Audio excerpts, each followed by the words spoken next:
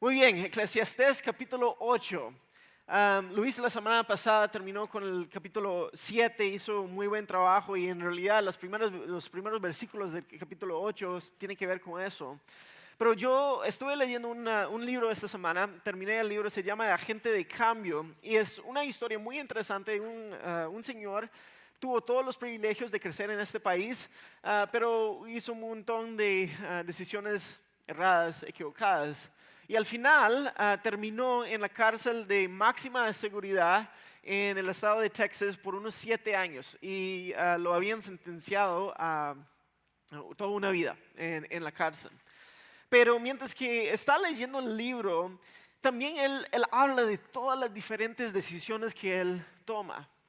De empezar nada más con una adicción al alcohol, pero eso obviamente progresa, primero a la cocaína, después a meth, no sé cómo decirlo eso en español, pero a otras drogas y sigue progresando y eso lo lleva eventualmente a ser un ladrón, básicamente, robando de todo ese lado.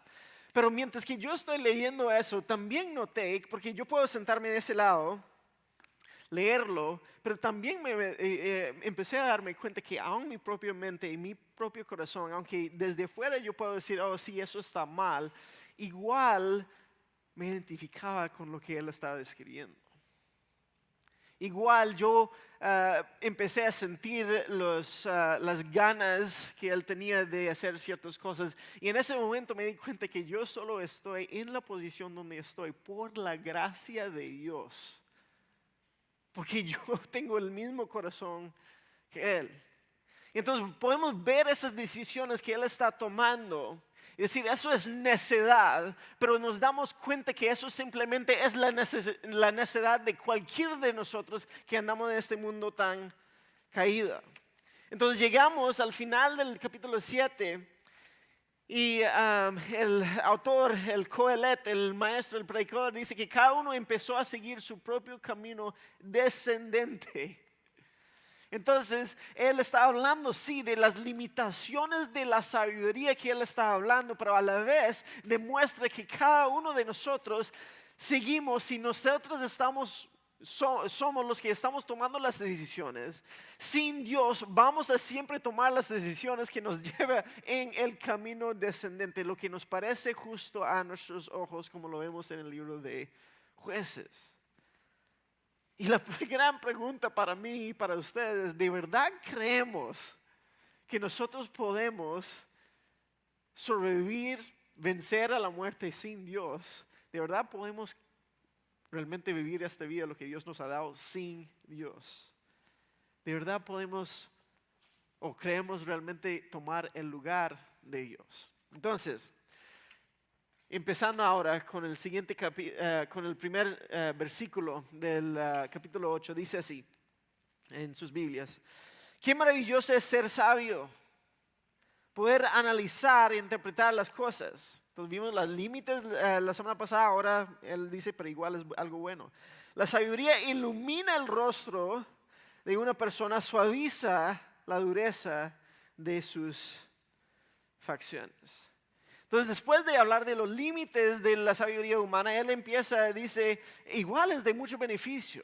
Y él dice, es algo maravilloso tener las habilidades de poder analizar e interpretar las cosas. No sé si ustedes han visto lo que están estudiando en las escuelas últimamente. Mi hija acaba de empezar escuela en la casa, homeschooling. Nunca lo habíamos hecho y parte de eso es que mi esposa y yo tenemos que ayudarle con las tareas y todo eso, más que todo mi esposo. Pero a veces me toca a mí y hace 2 semanas me tocó a mí ayudarle con la matemática. Para empezar, yo no soy buena con matemática, pero yo dije, no, yo voy a poder ayudar de alguna manera. Y segundo, tengo años de no hacer nada de eso. Entonces llego ahí y es algo diferente, algo completamente diferente de como yo lo aprendí. Entonces estoy viendo a mi hija de 10 años que sabe, no, daddy, tienes que hacer esto y eso y eso. Y yo no sé, hágale eso, yo puedo darte la respuesta nada más.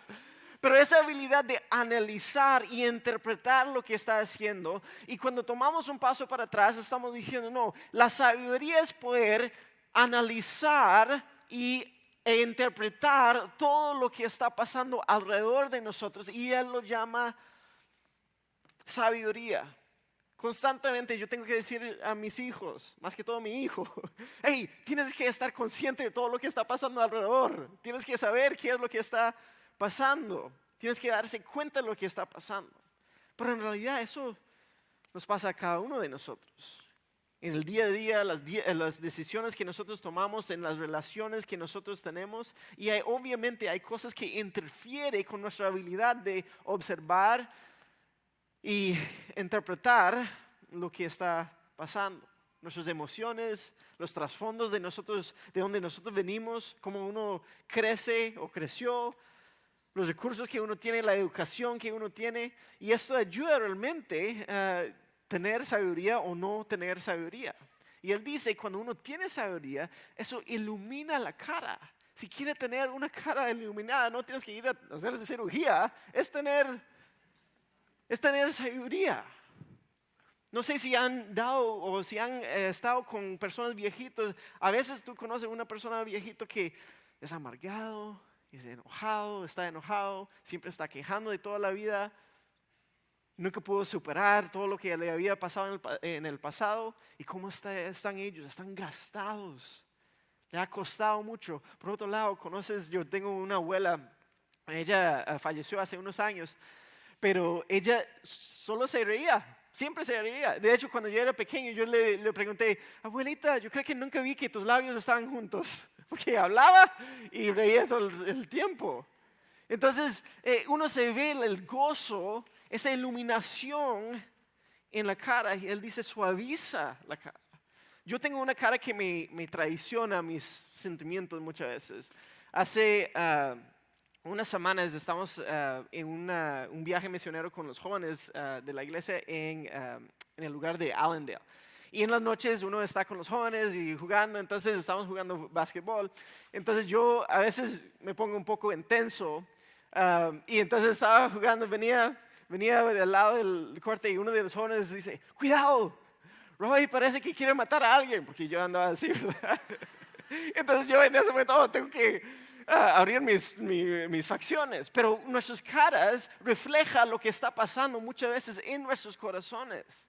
Entonces él dice, una persona sabia tiene la cara iluminada. Entonces inicia esa sección. Sí, tal vez la sabiduría humana no resuelve todos los problemas. Nosotros lo sabemos y él lo ha estado diciendo por esas semanas que hemos estado estudiando. Pero sí es de beneficio. Entonces, para nosotros eso significa que la sabiduría es algo que deberíamos de anhelar, de desear. Y muchas veces es por falta de ese deseo o aún es por la distracción que mantenemos en todo lo que nos está distrayendo en el momento que no estamos en realidad buscando qué es la sabiduría, anhelando esa sabiduría. Pero no es simplemente conocer o saber. Todos nosotros conocemos muchas personas que tienen mucho conocimiento, pero no son sabios. Es algo de dejar, observar, interpretar y internalizar la sabiduría más que todo lo que vemos en las escrituras. Entonces él empieza, anhela esa sabiduría. Es algo maravilloso y ilumina la cara. Entonces, ¿cómo vivimos esa sabiduría? Versículo 2. Y él gira un poco el tema. Obedece al rey porque lo juraste ante Dios. Él empieza a obedecer. No es cuestionar, no es evaluar, no es criticar, es obedecer. Y cuando él habla del rey, básicamente está hablando de la autoridad máxima donde ellos estaban en esos momentos. Porque lo juraste ante Dios. Esa frase, lo juraste ante Dios, es un poco difícil de traducir. También es Dios lo juró al rey, algo así. La idea es igual. Tus motivaciones de obedecer la autoridad que está sobre ti es porque Dios ha puesto esa autoridad sobre uno. Y yo sé que muchos de nosotros venimos de países, obviamente no venimos de lugares que tienen un rey, pero venimos de países donde el gobierno no es tan bueno. Nosotros sabemos que venimos de lugares donde simplemente no hay justicia y yo no creo que él está asumiendo que hay gobiernos perfectos tampoco. Y él nunca dice eso, simplemente dice hay que obedecer. No trates de evitar cumplir tu deber, o ese obedecer es un deber, ni te juntes con los que conspiran maldad, esos serían los que están rebelando en contra de. Porque el rey puede hacer lo que se le antoje.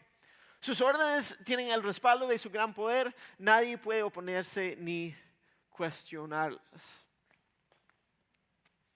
Quienes lo obedezcan no serán castigados. Los sabios encontrarán, esos son los sabios. Entonces él por un lado está diciendo obedezcan, eso te va a ir bien, pero los sabios encontrarán el momento y la forma de hacer lo correcto, pues hay un tiempo y un modo para cada cosa, incluso cuando uno está en apuros. Entonces, reconociendo aún que la autoridad nunca es perfecta, él dice que hay que obedecer. Leí una cita interesante esta semana de un filósofo, obviamente no es creyente ni nada de eso, viene del lado humanista, pero él dice eso: existen dos circunstancias que siempre debemos tener presentes simultáneamente. En primer lugar, si las nuevas generaciones no hubieran rebelado continuamente contra la tradición que heredaron, todavía estaríamos viviendo en cuevas. Ok, eso es cierto, todavía estaríamos ahí a menos que seguimos progresando. Segundo, si la rebelión contra la tradición heredada se volviera universal, o sea, si todos nosotros siempre estamos rebelando en contra de la autoridad, pronto estaríamos de vuelta en las cuevas. Entonces la idea es eso, aún esas personas humanistas están diciendo exactamente lo que está diciendo el predicador aquí. Vivimos en esa tensión donde, correcto, hay autoridad sobre nosotros que no es perfecto, pero igual hay que obedecer porque Dios lo ha puesto ahí. Pero por otro lado hay un tiempo y una forma de que cuando a veces hay que rebelar en contra de los que están arriba de nosotros.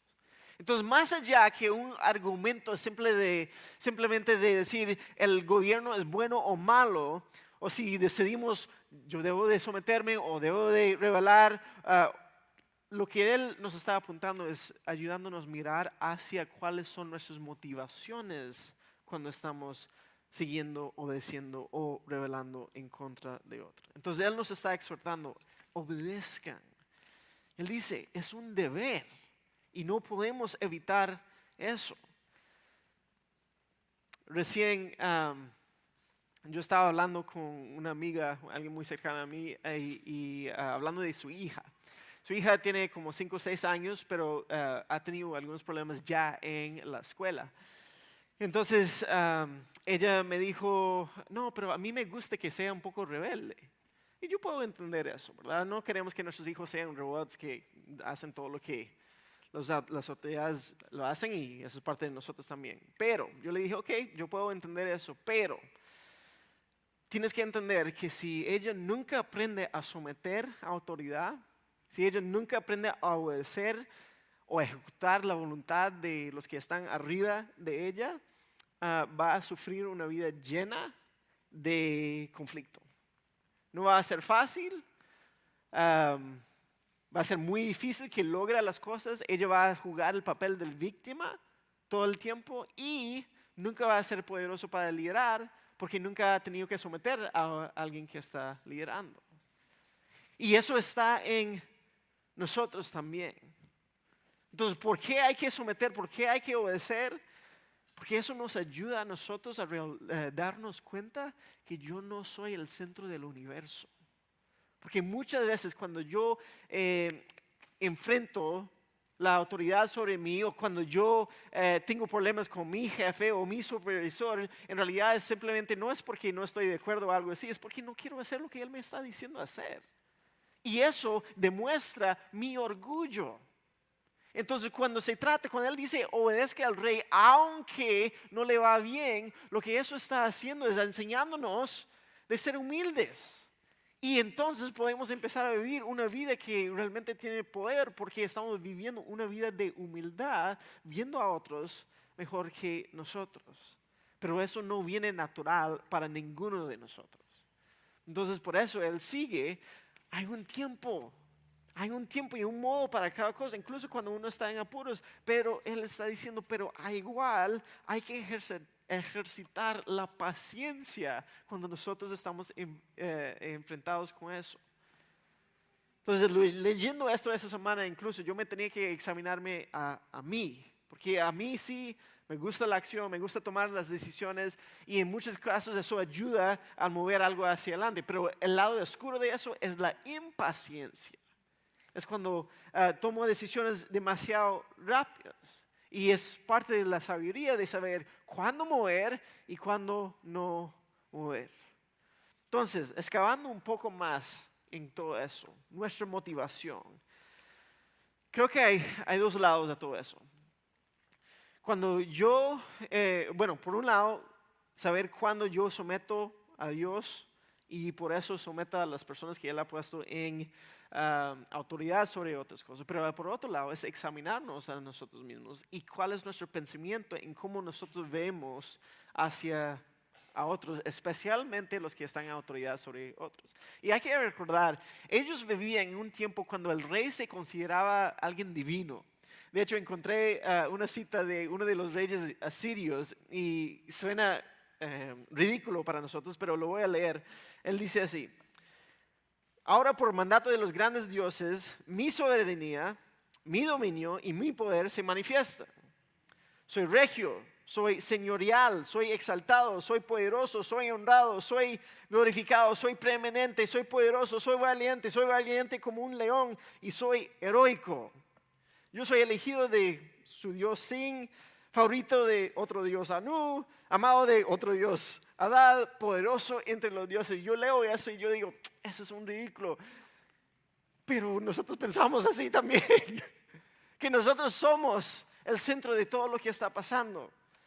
Entonces, obvio que nosotros no hablamos así, pero a veces la manera que nosotros nos dirigimos en este mundo es así. Y Él dice, no, hay que ponernos en una posición bajo la autoridad que Dios ha puesto sobre nosotros para que nosotros podamos realmente saber qué es vivir una vida de humildad. Es una manera de vivir la sabiduría en uno. Él sigue con el versículo 7.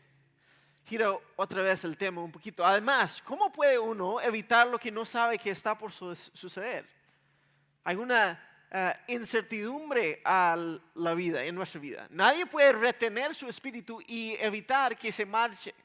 Nadie tiene el poder de impedir el día de su muerte. No hay forma de escapar de esa cita obligatoria, esa batalla oscura, y al enfrentarse con la muerte, la maldad no rescatará al malvado.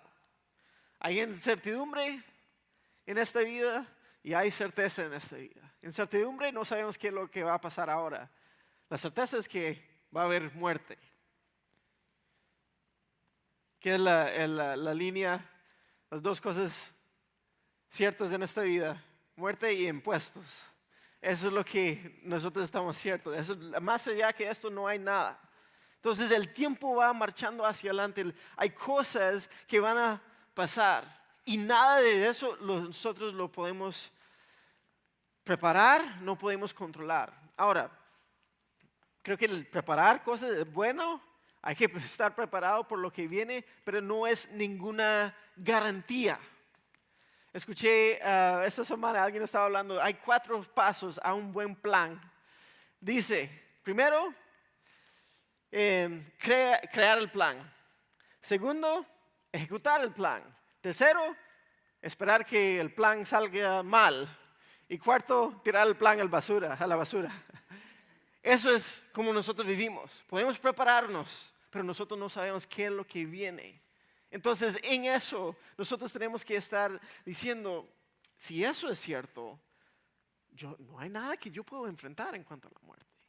La frase aquí de esa batalla oscura viene de la idea de que no hay libertad en tiempo de guerra. Y en el contexto de ellos, cuando ellos están en guerra, ellos esperaban que todos los hombres que podían, tenían que pelear. Uno no puede decir, no, esto es en contra de mi conciencia o yo no puedo. Eso esperaba que ellos tenían que entrar en esa batalla. Está diciendo, la muerte es una realidad y por ser una realidad no lo puedes escapar. Sea bueno o malo, la muerte viene para todos nosotros. Es una realidad dura. Él sigue hablando. He reflexionado mucho acerca de todo lo que ocurre bajo el sol. Ahora va eso a ocurrir bajo el sol. Va a hablar de las injusticias que experimentamos en el mundo.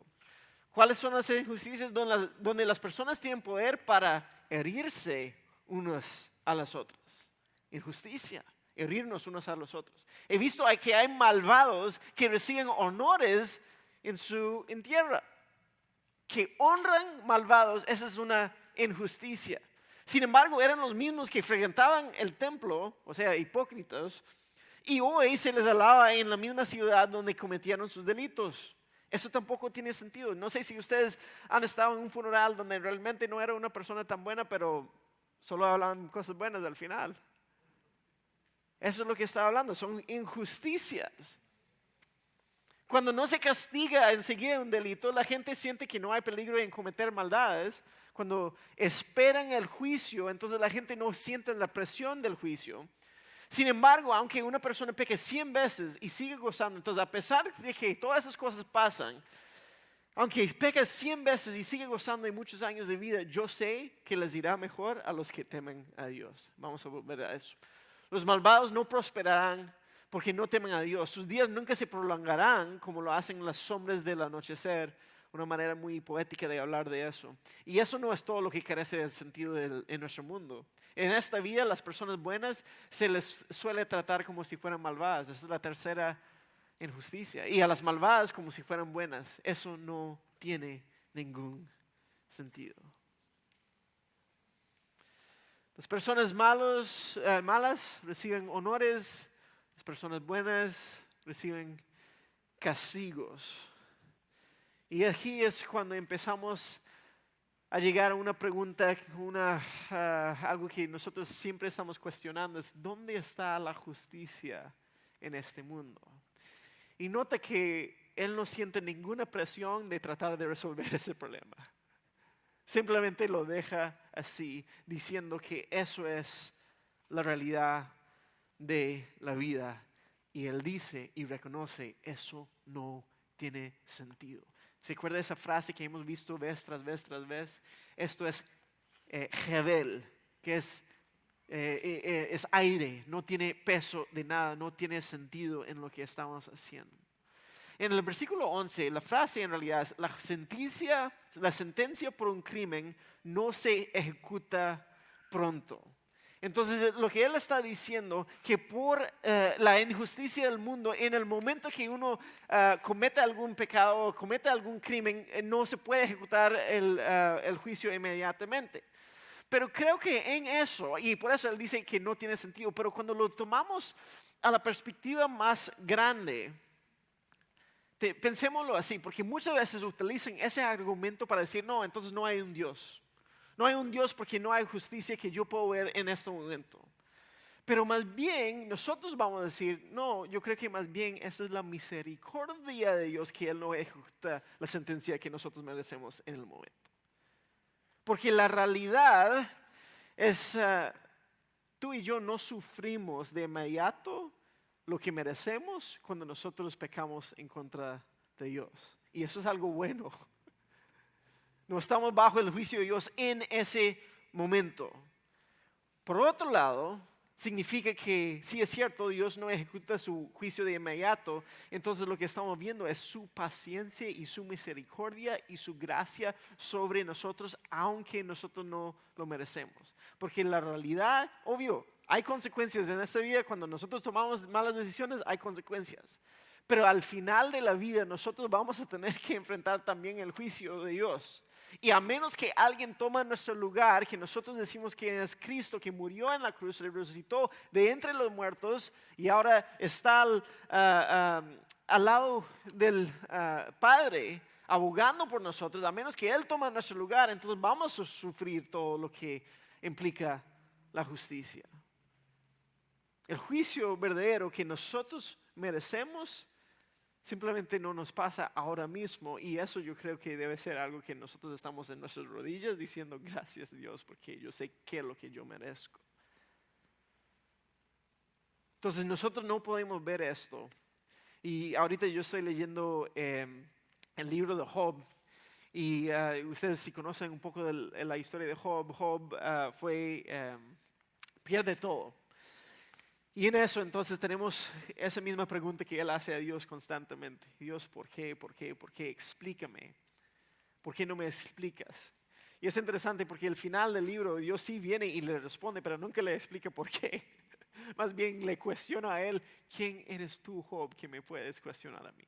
Tú eres nada más una criatura y yo soy tu creador.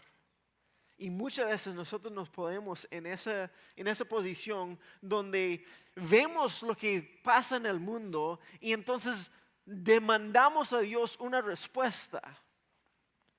Y la realidad es que Dios no nos debe ninguna respuesta.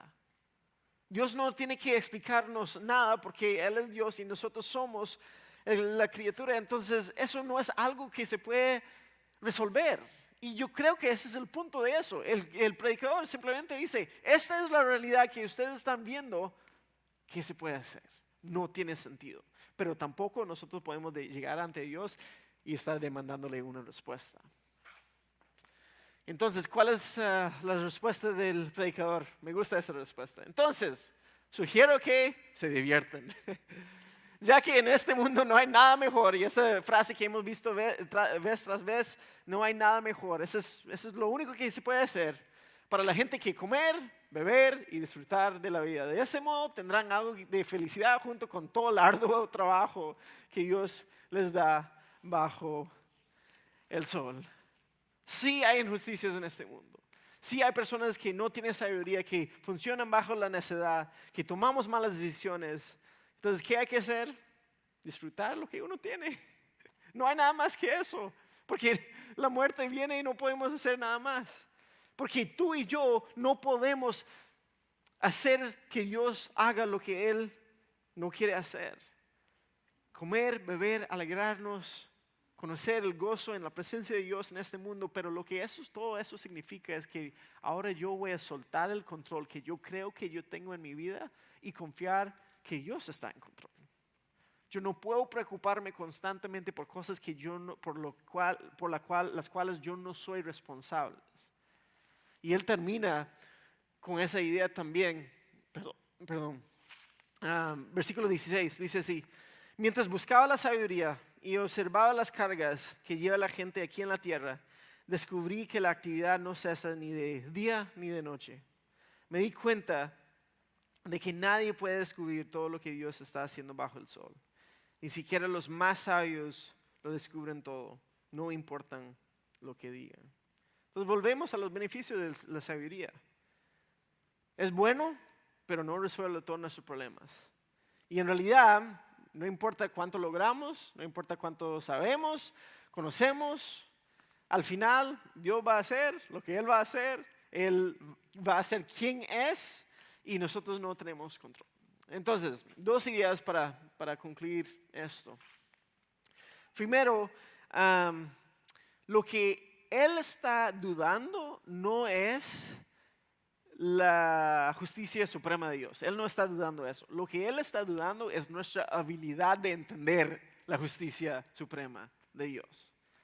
Entonces, el reto para nosotros es poder decir, yo puedo confiar en un Dios quien yo digo quien es soberano sobre todo, de tal modo que yo me encargo de mis responsabilidades y dejo el resto a Dios.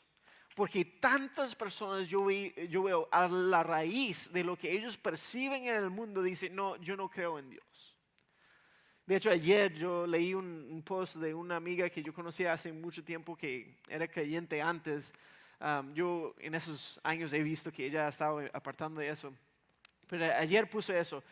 Yo no creo que Jesús fue ningún hombre más que lo mortal que era. O sea, que no creo que Jesús era más que un ser humano. Pero sí creo sus enseñanzas. Y yo estoy pensando, Él enseñó que era Dios, entonces no crees en sus enseñanzas. Y en eso uno empieza a ver, pero yo sé el trasfondo de ella. La razón que ella está diciendo eso es por las injusticias que ella observa. Y yo me imagino que muchos de nosotros tenemos amigos así, que se burlan de nosotros. ¿Cómo vas a creer en un Dios si todo eso lo malo está pasando? Que mi respuesta muchas veces es, ¿cómo sabes que eso es malo si no cree en un Dios bueno? Porque si no existe un Dios bueno, entonces no hay ni bien ni el mal. Usted no sabe qué es bueno o malo, eso no existe si todos somos un accidente aquí. Pero en eso estamos diciendo, hay un Dios que sí tiene la justicia suprema, solo que Él en su misericordia y en su gracia está esperando a ejecutar eso para que nosotros nos podamos salvar. Y para mientras entonces yo tengo que encargarme de lo que yo tengo que hacer y no en el resto del mundo. Entonces ese gráfico me ayuda un poco. Digamos que esa es una línea infinita. Yo sé que no es infinito, pero digamos que esa es una línea infinita. Eso es todo lo que existe en el mundo. Es todo lo que está pasando en el mundo, está pasando en el universo, lo que está pasando en los mares, lo que está pasando con los árboles, lo que está pasando en este país, en otro país, los gobiernos, es todo lo que pueden imaginarse. Eso es lo que Dios está encargado. Dios está en control de eso. Lo que yo puedo controlar de eso no es nada. Yo puedo controlar lo mío. Y eso es mi responsabilidad. Y eso muchas veces es lo que yo digo, lo que yo pienso, cómo actúo. Pero más que eso, yo no puedo controlar. Yo ni puedo controlar cómo la gente responde a mí. No puedo controlar cómo la gente me escucha a mí. Yo no puedo controlar nada de eso. Entonces nosotros tenemos que ver eso y ver, ok, esto es mi responsabilidad. Tal vez esas son cosas que me preocupan, pero yo no puedo controlar eso. Y eso es así, donde uno dice, ok, yo creo en un Dios soberano, yo lo entrego a Él, confío que Él está haciendo eso, pero yo me encargo de esa parte. Entonces muchas de nuestras dificultades ahora, dependiendo de la situación donde se encuentran, tal vez tu matrimonio no va como quisieras. Pero tú no puedes necesariamente controlar tu esposo o tu esposa.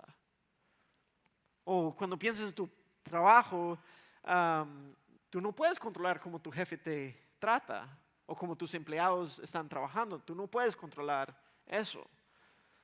O tal vez pensando en tus hijos, tal vez tienes algunos hijos que han dejado la fe, que han metido en problemas y ya ellos siendo adultos, tú no puedes controlar eso. En cualquier situación nosotros no tenemos control, pero muchas veces nosotros andamos tratando de controlar todo, tratando de manejar la situación y en esos tiempos nos frustramos con Dios, nos enojamos con Dios y dejamos de seguirlo como decimos que lo sigamos. Pero lo que eso nos hace es darnos la oportunidad de perseverar en nuestra fe en Dios. Perseverar en las situaciones y en nuestras vidas. Entonces, cuando hablamos de eso y muchas veces vivimos en un ciclo de, por ejemplo, noticias que simplemente están poniéndonos a la alerta de todo lo que está pasando en el resto del mundo y en realidad el ánimo para nosotros es cómo yo puedo vivir una vida pequeña.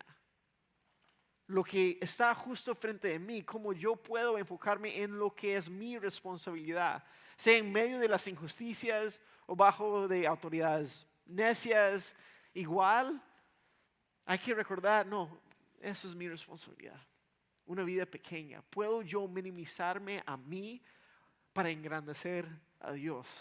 ¿Puedo yo minimizar lo que yo estoy preocupado para entregar aún más a Dios? Porque nosotros no pertenecemos a ese rey necio. Nosotros no pertenecemos a esas autoridades injustas. Nosotros pertenecemos a otro rey, a otro reino. Es interesante, ayer en la conferencia de mujeres terminaron con estos versículos y ya yo lo había puesto aquí, pero los voy a leer otra vez porque no solamente se trata de la identidad de uno, se trata también a quién pertenecemos. Pero ustedes no son así porque son un pueblo elegido, Son sacerdotes del rey, una nación santa, posesión exclusiva de Dios. Esa es nuestra identidad. Por eso pueden mostrar a otros la bondad de Dios, pues Él los ha llamado a salir de la oscuridad, eso es el reino de la oscuridad, el mundo, y entrar en su luz maravillosa. Él nos transfiere, dice en otra parte de las escrituras, nos transfiere del reino de oscuridad al reino de su Hijo. Antes no tenían identidad como pueblo, ahora son pueblo de Dios. Antes no recibimos misericordia, ahora han recibido la misericordia de Dios. Y aquí está, queridos amigos, ya que ustedes son ¿qué? extranjeros y residentes temporales. Todos nosotros sabemos qué es lo que significa eso en este país, pero así somos en este mundo también. Y cuando nosotros estamos viviendo para la línea grande, infinita, estamos viviendo como residentes de este mundo. Y Él dice, no es solamente tu identidad, también tú perteneces a otro mundo, a otro reino. Yo tengo eso encargado, tú te enfocas en esto. Y todo esto, Él nos transfiere de un reino a otro y lo hace a través de Cristo, el verdadero Rey. Y ese verdadero Rey, Él viene y interrumpe en la historia de la humanidad y en la geografía de la humanidad y en la realidad de la humanidad. Y Él viene y vive y obedece a autoridades injustas y muere por la injusticia y viene y se somete también a la muerte, pero en eso Él se resucita otra vez, vence a la muerte y ahora Él nos da una esperanza más allá de lo que nosotros tenemos aquí. Y es por eso en todo lo que estamos viendo, eso es lo que nos llama a una perseverancia. Sí, este mundo, esta vida no dura, pero Él nos ha llamado a seguirle a Él. Vivimos por otro lado, por otro reino. Déjame orar. Señor, yo pido que nos ayudes a buscar, a anhelar la sabiduría. Yo pido que nos ayudes a entender también qué es la realidad de lo que está justo enfrente de nosotros. Yo pido que nos ayudes a percibir, analizar, interpretar lo que está bajo nuestra responsabilidad. Y que con todo lo demás, Señor, que podamos confiar en ti.